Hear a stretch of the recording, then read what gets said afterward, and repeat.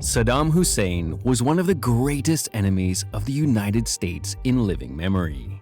The Iraqi dictator's crimes were used as justification for two separate wars, and his name is inseparable from tyranny and violence.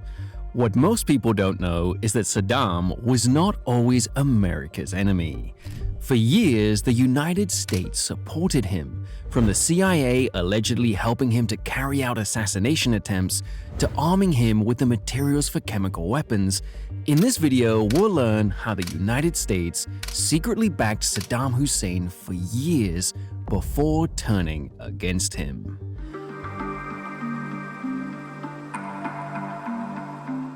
American support for Saddam is much older than you probably think. Back in 1958, the Kingdom of Iraq was overthrown by its own military, led by Abdul-Karim Qasim. Qasim established an independent Iraqi government that tried to avoid committing to either side in the Cold War, preferring to pursue their own course of Iraqi nationalism, which blended Iraqi heritage with Islamic faith and economically socialist policies. For the United States, Qasim's government was a better option than the communists, and Qasim tried to stay on good terms with both Washington and Moscow, at least at first. Qasim also rejected Egypt's Abdul Nasser's proposal to join a united Arab republic made up of Egypt, Iraq, and Syria, preferring his country independent. This too was good for the Americans, who felt that such a union would be an obstacle for their interests in the Middle East. One group who weren't happy about this, though, were a faction known as the Baathists. The Baathists were Arab socialists who believed that Arab unity, through things like Nasser's United Arab Republic, was best for Arabs. Baathist factions in Syria and Iraq came to hate Qasim's government, and in 1959, Baathists even attempted to assassinate Qasim, but failed. Most of the conspirators then fled the country. Concrete evidence has never been found, but it's widely believed that the US secretly backed the assassination attempt. And one of those would-be assassins was a 23-year-old Saddam Hussein. The US became increasingly angry with Qasim in the following years. By 1960, Qasim's actions like land seizures and warmer relations with the USSR were becoming a major irritant for Washington. But they still believed he was better than any available alternative. Qasim also ruffled some feathers by declaring that Kuwait belonged to Iraq, a claim that would ultimately become decisive in US-Iraqi relations. Privately, the US assured Kuwait that they supported its independence, but publicly, the Americans refused to comment on the issue and risked alienating Qasim. The issue that finally broke American tolerance of Qasim, though, was oil. It was Qasim who hosted a meeting of leading oil-producing nations in September 1960, which resulted in the creation of the Organization of the Petroleum Exporting Countries, OPEC, and by 1961, Qasim passed laws to seize land and facilities from Anglo-American oil companies in his country. Washington had finally had enough. So too had the Iraqi people. A series of domestic and foreign policy blunders had destroyed support for the government. By 1962, support for the communists had surged. Kurds were in open rebellion, and even the Baathists had begun gaining considerable support. One State Department official noted that by late 1962, Qasim was disliked, hated, and privately ridiculed by his entire country. This unpopularity created perfect conditions for a coup. On February 8, 1963, the Baathists attacked Qasim's government. Qasim was arrested, put on trial, and executed the next day. For decades, people have accused the CIA of helping to plan and carry out the coup, but no direct evidence of this has ever been found.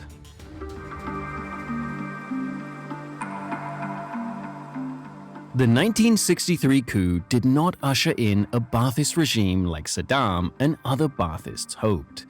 Iraq fell into years of unstable government and bitter factional conflict. multiple governments rose and fell, and the Baathists themselves split into numerous factions. It was in this conflict that Saddam rose to become one of the leading figures of the movement. It took until 1968 for things to stabilize, and for a more secure Baathist government to seize power under Ahmed Hassan al-Bakr. By now, Saddam was one of the most influential Baathists and was appointed as al-Bakr's vice president. Saddam was a ruthless enforcer for the regime, working to root out and execute alleged spies and political enemies with an iron fist. He also arranged the downfall of multiple Baathist rivals, including the Chief of Internal State Security and the Minister of Defense, which allowed him to effectively seize control of Iraq's security forces. The US mostly looked the other way during all this. Diplomatic relations with Iraq had been cut off in 1967 over Iraqi hostility to Israel and did not officially reopen for years. They saw Iraq as an occasionally irritating but mostly irrelevant power whose own internal instability would prevent it having any meaningful role in Middle Eastern affairs. So long as Iraq didn't align with the Soviets, Washington didn't much care about what was going on there. Iraqi-Soviet cooperation to develop their oil industry gave America some concerns, and gave Saddam a lot of money. But this cooperation never evolved into a serious alliance. The US did provide covert aid to the Kurds who were fighting the Iraqi government, at the same time that the Soviets were funneling aid to Iraq to help suppress them. As a general rule, if the Soviets backed one side of a conflict, America decided to back the other. Washington sent millions in aid to the Kurds via Iranian contacts, which allowed them to keep resisting the Iraqi government for years. By the late 70s, though, al-Bakr was old and frail, while Saddam had accumulated an immense amount of wealth and power of his own. In July 1979, Saddam was able to strong-arm al-Bakr into resigning and assumed power of the regime for himself. He immediately purged disloyal Baathists and filled the Iraqi government with his own loyalists. It was a brutal move that should have worried the Americans, but they had bigger problems on their hands. Saddam's seizure of power in 1979 was overshadowed by what happened next door. In January 1979, opposition to the Shah's government and Western influence in Iran erupted into revolution. Ruhollah Khomeini, a hardline Islamist, seized power in the Shah's place and declared a new Islamic republic that had a particular hatred for the United States and its allies. The Iranian Revolution was a much bigger concern to Washington than Saddam's little seizure of power was. Saddam was concerned too. His government was secular, and the revolution risked encouraging Islamist challenges to his own power. It didn't help that Saddam's government was mostly Sunni Muslim, while Iran was now in the hands of fundamentalist Shias. Relations between the two countries collapsed almost immediately. Saddam believed the new Iranian government would try to topple him, an entirely reasonable belief since the Ayatollah openly called for Iraqi Shiites to do exactly that. On September 22, 1980, tensions boiled over when Saddam ordered his army to invade Iran. His goal was to frighten internal enemies, seize disputed territory on the border, and to demonstrate his power on the world stage. He seems to have expected the Iranian regime to crumble under his attack, which didn't happen. The Carter administration took a hands-off approach at first. They wanted nothing more than to see the Iranian regime fall, but had little confidence that Saddam would be able to do it. Besides, Carter was still trying to untangle the Iranian hostage crisis, which had begun when the new regime's agents took US embassy staff hostage in November 1979. An invasion only jeopardized those diplomatic efforts, which Carter had made an important part of his image going into the election year. Still, the new government in Tehran quickly accused the United States of encouraging the invasion. Again, no evidence of this claim has ever emerged, and Carter denied that he had any foreknowledge of the attack, let alone influence over the decision. The Iran-Iraq war was devastating for the region. Saddam initially had the upper hand, cutting deeply in Iranian territory before Iranian counterattacks pushed the war back onto his soil by 1982. The war expanded to include attacks on oil tankers and bombardment of civilian populations by 1985. Unlike Carter, Reagan took a more direct interest in the war. He recognized the value of the war in undermining the Iranian regime and began slowly rebuilding relations with Baghdad. There were a few reasons for this. Firstly, Iran was performing quite well in the war after the first few months, and there was a real chance they could win. Secondly, Washington was concerned that Iranian successes could encourage similar revolutions elsewhere in the Middle East. Saddam's brutality was no secret at this point. America was well aware that Saddam was a brutal dictator who imprisoned opponents and massacred minorities to secure his rule. However, he'd also condemned the Soviet invasion of Afghanistan in December 1979, and communists were among the many internal enemies he crushed. In the Cold War, that was enough for Washington. In 1981, Deputy Assistant Secretary of State Morris Draper visited Baghdad to discuss potential US-Iraqi cooperation. It was the first official visit of US government officials to Iraq since diplomatic relations were broken off in '67.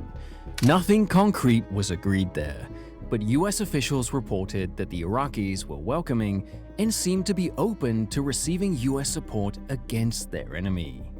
Further meetings between Iraqi and American officials occurred the following month, again producing no concrete results but signaling that the two countries might work together. Iraq was also taken off the list of terrorist-sponsoring states and provided with loans and credit for internal development, a sign of America's willingness to work with them. It should be clear that America's involvement was entirely concerned with stopping Iran, not raising Iraq. Saddam was seen as a risky but necessary ally to that end. Growing US intervention grew more out of fear of what he might do if left by himself than any genuine support. For example, in 1983, State Department officials were chiefly worried that Saddam might attack the Iranian oil industry and cause global economic problems as a result, and US involvement in his affairs might hold him back from that. Special Middle East envoy Donald Rumsfeld met directly with Saddam in Baghdad in December 1983. Rumsfeld and Saddam discussed cooperation against Iran and Syria, with Rumsfeld promising to continue US arms embargoes against Iran and raising the possibility of US involvement in the Iraqi oil industry. Saddam was pleased, and the meeting signaled a decisive shift in US-Iraqi relations. The biggest sticking point, however, was chemical weapons. Iran publicly accused Saddam of using them in 1983, and both UN and US investigations determined this was true. Saddam also deployed chemical weapons against the Kurds inside Iraq. Use of chemical weapons was a clear violation of international law. However, Iran was diplomatically isolated, with neither the US nor USSR interested in pushing Iraq on the issue for their sake. The US did formally condemn Iraq's use of chemical weapons on March 5, 1984, but it came with caveats. Firstly, the American statement equally condemned the Iranians for the ongoing war. Secondly, US officials privately assured the Iraqis that they still had US support against Iran, despite the use of chemical weapons. Despite knowing about Saddam's atrocities, Reagan signed agreements permitting the sale of trucks, electronics, and other supposed non-military equipment to Iraq. However, the US did not put much effort into ensuring things were actually being used for non-military purposes. For example, in April 1984, the Bell Helicopter Textron Company sold 25 helicopters to the Iraqi Ministry of Defense, with a verbal promise that the Ministry of Defense would not use them militarily. This was good enough for the US government, who approved the sale without any investigation. The State Department did step in to stop a US company selling phosphorus fluoride to the Iraqi government, a critical component for making chemical weapons, but insisted that this one-planned deal wouldn't affect a general US strategy of improving trade relations with Saddam's regime. US condemnation of Saddam's chemical weapon use proved to be only a brief blip in improving relations. In November 1984, Reagan ordered the restoration of full diplomatic relations with Baghdad. Saddam's foreign minister Tariq Aziz even visited Washington and met with Secretary of State George Shultz to herald this new era of cooperation. Ironically, it wasn't arms sales to Iraq that caused real trouble, but to Iran. In 1986, Lebanese journalists uncovered that the Reagan administration had actually been secretly selling weapons to Iran the whole time. Apparently, the Reagan administration believed that the arms sales would improve relations with Iran, who would pressure their allies Hezbollah in Lebanon to release American hostages being held there. Furthermore, the profits from the arms sales were being diverted to support the anti-communist Contra rebels of Nicaragua. The Iran-Contra affair was a major scandal for the Reagan administration at home, and a serious blow to US-Iraqi relations. Saddam accused the US of playing both sides, and threatened to pull back on their recent diplomatic efforts. In order to salvage the relationship, Reagan relaxed export restrictions on Iraq and several other Middle Eastern countries, paving the way for more American support for Saddam than ever before.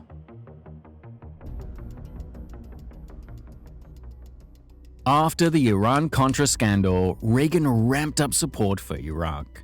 The US Navy increased patrols in the Persian Gulf as a warning to Iran, and to protect oil shipments at risk from either side. This included reflagging Kuwaiti ships as American in order to extend US protection to them against Iranian attack, and creating a real risk of direct American-Iranian conflict. This was fantastic for Saddam. The extent of America's commitment to standing by Saddam was proven when things went terribly wrong. On May 17, 1987, an Iraqi fighter attacked what it believed was an Iranian tanker in the Persian Gulf. In fact, it was the USS Stark. 37 American lives were lost, and the ship was seriously damaged in the attack. But despite this direct attack, Washington's response was tempered. Saddam insisted it had been a mistake, apologized for the event, and even offered compensation to the families.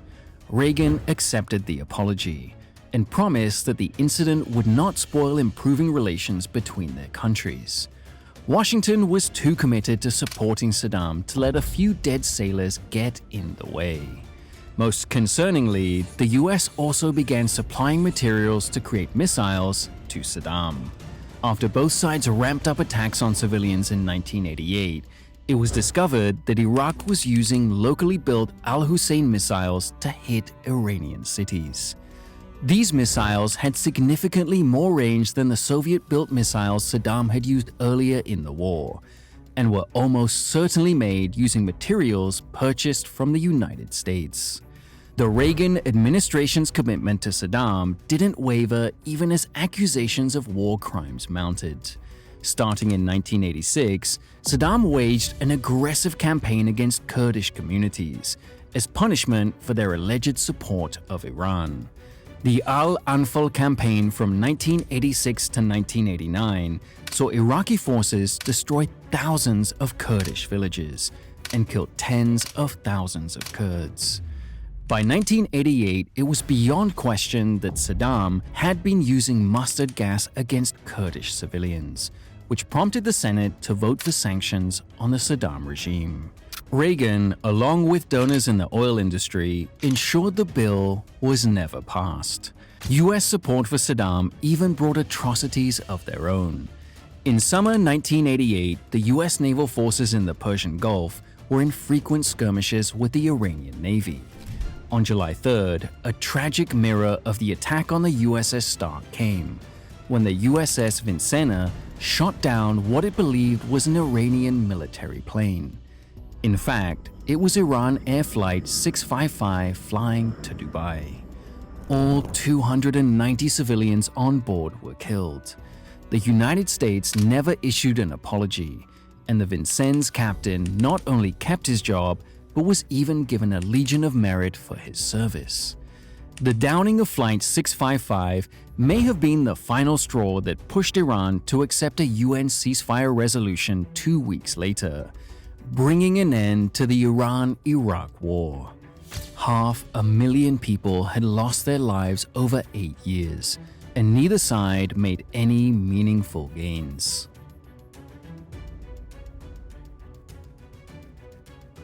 US support for Saddam through the war had allowed it to become extremely powerful.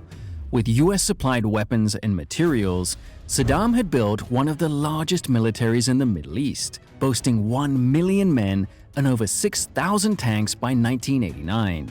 His stockpiles of chemical weapons and WMDs were significant too. He'd also proven he was happy to use them on internal rivals and persecuted minorities in his own borders, as well as to attack rival nations. Despite confirmation of his humanitarian crimes, by the end of the war, the US government had come to see Saddam as a reliable leader who might bring long-term stability to Iraq and the Middle East as a whole. They had to believe that, or else they'd have a lot to answer for. George H.W. Bush's administration tried to keep Saddam under control and on side, but years encouraging Saddam's aggressive tendencies and giving him the tools he needed to fulfill them had left them with a problem of their own making. Despite diplomatic efforts, $1 billion in farming subsidies, and hundreds of millions of dollars in loans, Saddam quickly became uncontrollable and a massive headache for Washington. Hopes for improving US-Iraqi relations barely lasted a year after the war until August 1990, when Saddam invaded Kuwait. Only now did the Bush administration realize that Saddam could not be contained diplomatically. The UN condemned the invasion, and later that year, the US would lead coalition forces in Operation Desert Storm to defeat Saddam's armies on the battlefield. US forces found themselves facing an enemy they themselves had helped to build, and losing lives against weapons that American politicians had put in Iraqi hands. American support of Saddam proved that no one can escape the consequences of their bad decisions forever. America had turned a blind eye to Saddam's atrocities for the sake of their own agenda, and it would cost thousands of American lives trying to solve a problem that they themselves had helped to create.